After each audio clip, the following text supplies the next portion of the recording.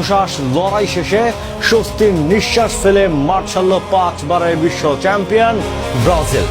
ম্যাচের শুরুতে গোল হজম করে যখন পুরোপুরি খাদের কিনারায় ছিটকে গিয়েছিলেন সেলেসাওরা, পুরো গ্যালারি জুড়ে যখন মরক্কান ভক্তদের উল্লাস আর ব্রাজিলের ড্রেসিং রুমে এক নিঃশব্দ হাহাকার, ঠিক তখনই ব্রাজিলের ত্রাণকর্তা হয়ে হাজির হলেন ফুটবল বিশ্বের নতুন গতিদানব ভিনিসিয়াস জুনিয়র। নিজের ক্যারিয়ারের এক বিশেষ মাইলফলক ম্যাচে পা থেকে এমন এক অলৌকিক জাদু ছিটালেন যা এক লহমায় স্তব্ধ করে দিলেন পুরো মরক্কোকে। কিন্তু কিভাবে মরক্কো সেই অপ্রতিরোধ্য হাই প্রেসিং ফুটবলকে একাই ঘুরিয়ে দিলেন ভিনি? ম্যাচের প্রথম 10 মিনিটে যে মরক্কো ব্রাজিলকে পাত্তাই দিচ্ছিলেন না, কিভাবে ম্যাচের 32 মিনিটে সম্পূর্ণ বদলে গেল সেই দৃশ্যপট? আজ আমরা ব্রাজিলের এই নাটকীয় প্রত্যাবর্তনের এবং ভিনিসিয়াসদের 50তম আন্তর্জাতিক ম্যাচের সেই জাদুকরী রহস্য আপনাদের সামনে উন্মোচন করব। ম্যাচের একদম শুরু থেকে এই রহস্যময় ব্যবচ্ছেদ করা যাক। ম্যাচের প্রথম 10 মিনিটে লাতিন পরাশক্তি ব্রাজিলকে একরকম চেপে ধরেছিল আফ্রিকার সিংহ মরক্কো। তাদের দুর্দান্ত হাই প্রেসিং কৌশলের সামনে ব্রাজিলের ডিফেন্স লাইন যেন বারবার খেয়ে হারিয়ে ফেলেছিল।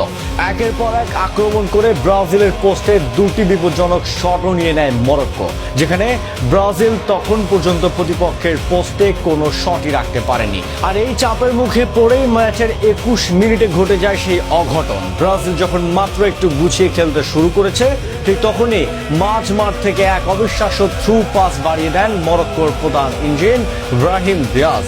আর সেই পাস ধরে ব্রাজিলের বিশ্বসেরা গোলকিপার আলিসন বেকারকে পুরোপুরি বোকা বানিয়ে তার মাথার ওপর দিয়ে চিপ করে বল জালে জড়িয়ে দেন মরক্কো ফরওয়ার্ড ইসমাইল সাইভারি।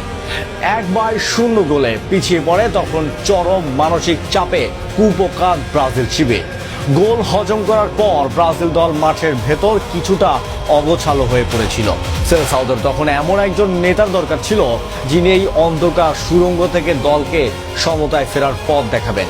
আর ঠিক 32 মিনিটের মাথায় স্পটলাইট কেড়ে নিলেন ভিনিসিয়াস জুনিয়র। বা প্রান্ত দিয়ে মরক্কোর বক্সে বিদ্যুৎ বেগে ঢুকে পড়লেন তিনি। সামনে থাকা মরক্কান ডিফেন্ডার তাকে আটকানোর সর্বোচ্চ চেষ্টা করলেও ভিনির ক্ষুরধার ড্রিবলিং এর সামনে তিনি খড়কুটোর মতো উড়ে গেলেন। এরপর ডান পায়ের এক কোনাকুনি মাপা ও দারুণ শটে বল পাঠিয়ে দিলেন মরক্কোর জালের ঠিক শেষ প্রান্তে। একেবারে টিপিক্যাল রিয়াল মাদ্রিদ স্টাইলে গোল। স্প্যানিশ ক্লাবটিতে ঠিক এভাবেই বা প্রান্ত দিয়ে বক্সে ঢুকে ডিফেন্ডারদের কুপো কাট করে গোল করতে অভ্যস্ত ভিনিসিয়াস। আর ব্রাজিলের ঐতিহাসিক হলুদ জার্সিতে এটি ছিল ভিনির ক্যারিয়ারের 50তম ম্যাচ। এই এক গোলেই মরক্কোর দম্ভ চূর্ণ করে ম্যাচে 1-1 সমতায় ফেরে ব্রাজিল। আর সেই সাথে স্বস্তি ফেরে কোটি কোটি সেলেসাও ভক্তদের মনে। তো বন্ধুরা, আপাতত এখানেই শেষ করছি। ফাইনাল আপডেট নিয়ে ফিরছি শীঘ্রই। ধন্যবাদ।